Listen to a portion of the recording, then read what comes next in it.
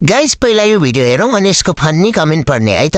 कत्रो आँट होला 21औं शताब्दीमा शिरपेच लाएर बस्ने अरे 21औं शताब्दीमा शिरपेच लाएर महाराज भएर हामीलाई हुकुम दिने अरे जनतालाई। रुको जरा सबर करो।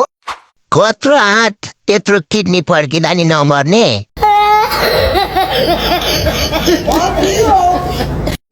ताली बजाउनेहरू खानेको गु खानेहरू हुन्।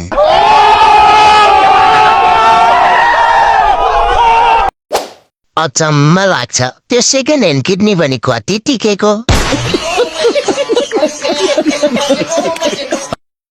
गिदी फेर्नु पर्ने मृगौला फेरेछ।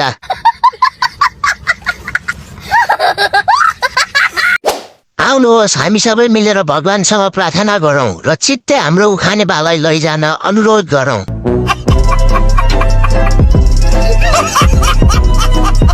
यस्तै रमाइलो भिडियो हेर्न फन्नी कमेन्ट दिँदा आइडीलाई फलो गर्नुहोस्।